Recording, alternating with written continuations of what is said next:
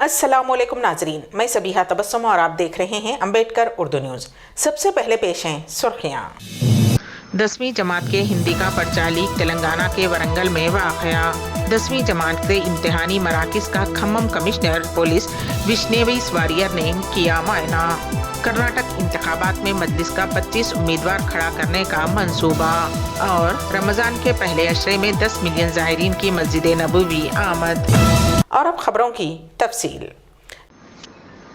रियासत तेलंगाना में 10वीं जमात के सालाना इम्तहानात के आगाज़ के पहले दिन ही यानी पीर के दिन जहां एक जानिब विकाराबाद ज़िले के तांडूर में सवालिया पर्चा लीक हुआ था तो दूसरी जानिब इम्तहान ख़त्म होने के बाद जवाबी पर्चों की मुंतकली के दौरान एक बंडल गायब हो गया।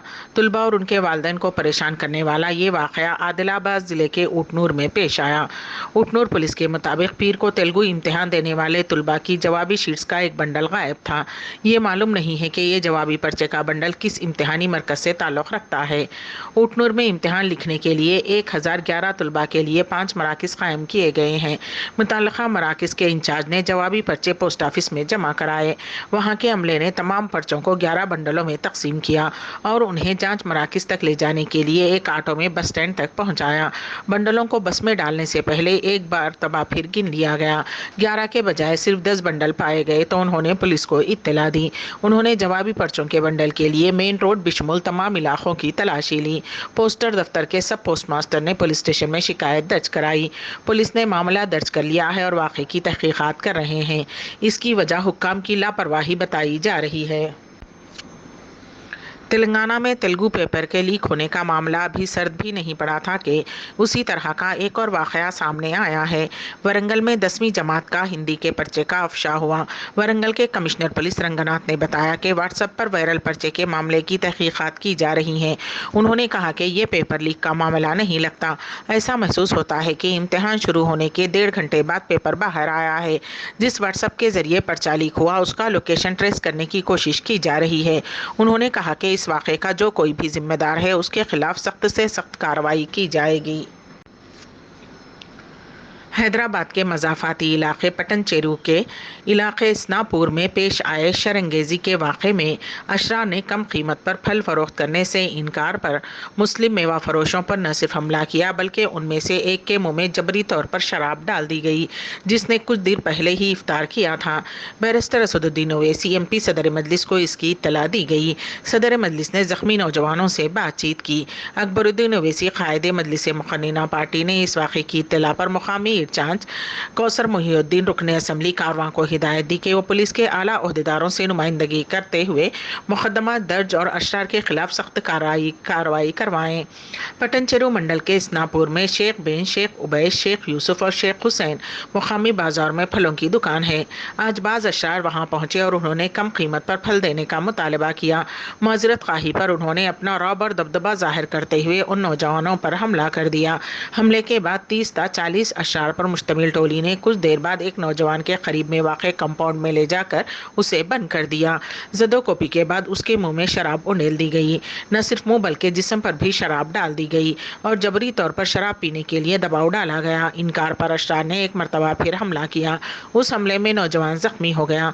चारों नौजवान भी हमले में शदीद जख्मी हो गए। इस वाक़े की पुलिस तहकीकात कर रही है।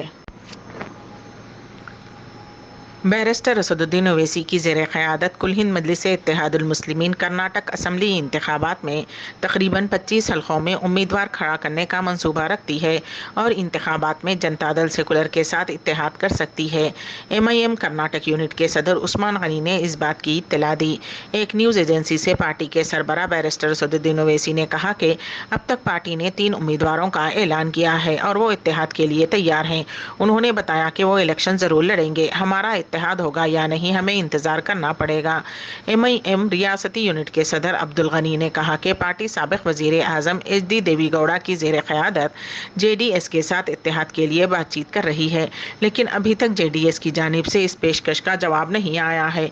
उन्होंने कहा कि पार्टी रियासत में तकरीबन 25 हल्कों में मुकाबला करेगी। वाज़ह रहे कि कर्नाटक में 224 रुकनी असम्बली के साल 2018 के इंतखाबात में AIMIM ने JDS की हिमायत की थी लेकिन कोई उम्मीदवार खड़ा नहीं किया था। شہر حیدرآباد کے علاقے چادر گھاٹ میں شوہر کے ہاتھوں بیوی کے قتل کی واردات پیش آئی۔ فوری ملی اطلاعات کے مطابق فیروز نامی شخص نے اپنی بیوی فرزانہ بیگم کا کپڑے کی مدد سے گلا گھونٹ کر اس کا بے دردی کے ساتھ قتل کر دیا۔ اطلاع ملتے ہی پولیس مقام واقعے پر پہنچ گئی اور نعش کو پوسٹ مارٹم کے لیے عثمانیہ جنرل ہاسپٹل کے مردہ خانے میں محفوظ کروا دیا گیا ہے۔ قتل کی وجہ یہ بتائی گئی ہے کہ شوہر بیوی کو مسلسل ہراساں کرتا تھا اور آج اس نے اپنی بیوی کی جان ہی لے لی۔ کھمم میں 10ویں جماعت کے مختلف امتحانی مراکز کا کھمم کمشنر پولیس وشنے فسواریا نے تفصیلی جائزہ لیتے ہوئے سخت ہدایات جاری کرتے ہوئے کہا کہ امتحانی مراکز میں موبائل فون کا استعمال سخت منع ہے۔ امتحانی مراکز کے ذمہ داروں کو وشنویس واریر نے ہدایت جاری کرتے ہوئے کہا کہ طلباء کو امتحانی مرکز میں کسی قسم کی تکلیف نہ ہو۔ گرما کی وجہ سے طلباء کے لیے پانی کا بھی معقول نظم کیا جائے۔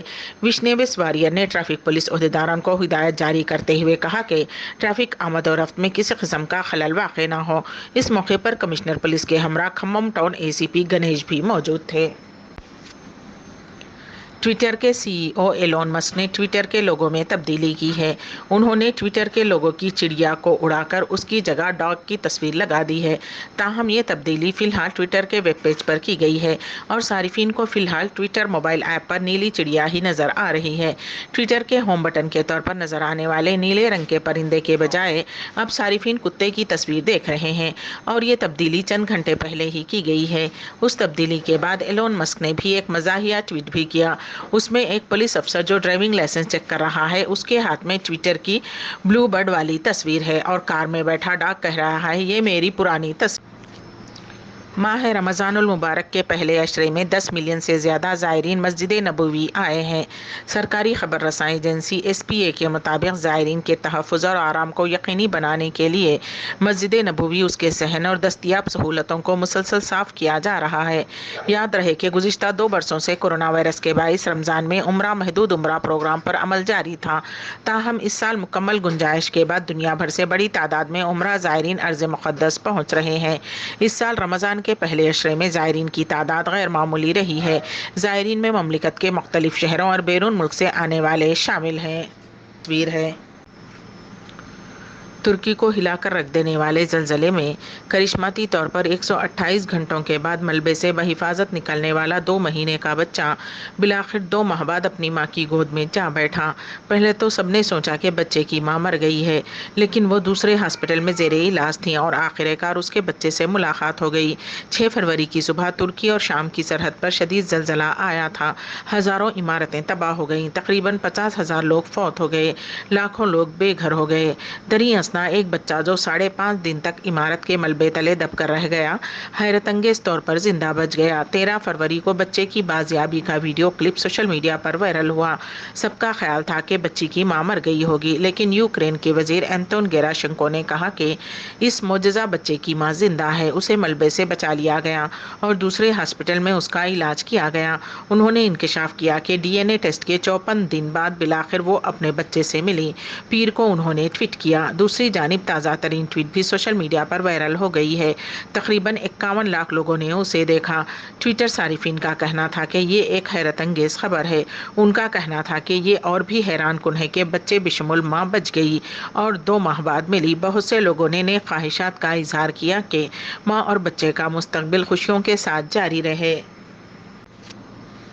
اقلیتی امور کی وزارت نے حج 2023 کے واسطے ہندوستانی عازمین حج کے لیے حج کے سفر کو زیادہ آرام دہ، زیادہ سہولت والا اور سستا بنانے کے لیے کئی اقدامات کیے ہیں۔ عازمین حج کے سلیکشن کے عمل کو بامقصد، شفاف، مؤثر، بروقت اور بغیر کسی انسانی شمولیت کے بنانے کے لیے بھی ڈیڈیکیٹڈ کوششیں کی گئی ہیں۔ حج کے لیے درخواستیں موصول کرنے اور عازمین کے سلیکشن کا کام آن لائن کیا گیا۔ موصول ہونے والی کل 1,84,000 درخواستوں میں سے 14,935 حج درخواست کنندگان کا یقینی الاٹمنٹ کیا گیا، جن میں 70 سال سے زیادہ عمر کے زمرے میں 10,621 اور محرم کے بغیر خواتین LWM کے زمرے میں 4,314 شامل ہیں۔ یہ محرم مرد کو ساتھ لیے بغیر تنہا حج پر جانے والی خواتین کی اب تک کی سب سے بڑی تعداد ہے۔ حج کوٹے سے زیادہ موصول ہونے والی درخواستوں کو بغیر کسی انسانی مداخلت کے on line randomise digital selection اور IDS پروسیس کے ذریعے حتمی شکل دی گئی ہے۔ ایسا پہلی مرتبہ ہوا ہے کہ سلیکشن عمل کے فوراً بعد سرکاری پورٹل پر منتخب کیے جانے والے اور انتظار کی فہرست میں شامل درخواست دہندگان کی فہرست عام لوگوں کے لیے بڑھتی ہوئی شفافیت کے مواد میں شائع کی گئی ہے۔ تاہم 1.4 لاکھ منتخب عازمین حج کو SMS بھیجے گئے ہیں، جن میں انہیں حج 2023 کے لیے ان کے انتخاب کی اطلاع دی گئی ہے۔ انتظار کی فہرست میں شامل عازمین حج کو بھی SMS بھیجے گئے ہیں، جن میں انہیں انتظار میں فہرست میں شامل ہونے کی ان کی پوزیشن سے مطلع کیا گیا ہے۔ امبیڈکر اردو نیوز کے اختتام سے قبل دوبارہ سرخیوں پر ایک نظر۔ 10ویں جماعت کے ہندی کا پرچہ لیک تلنگانہ کے ورنگل میں واقع۔ 10ویں جماعت کے امتحانی مراکز کا کھمم کمشنر پولیس وشنیویس واریئر نے کیا معائنہ۔ کرناٹک انتخابات میں مجلس کا 25 امیدوار کھڑا کرنے کا منصوبہ، اور رمضان کے پہلے عشرے میں 10 ملین زائرین کی مسجد نبوی آمد۔ اسی کے ساتھ ہی امبیڈکر اردو نیوز یہیں پر اختتام پذیر ہوتی ہیں، تو دیجیے گا سبیحہ تبسم کو اجازت۔ اللہ حافظ۔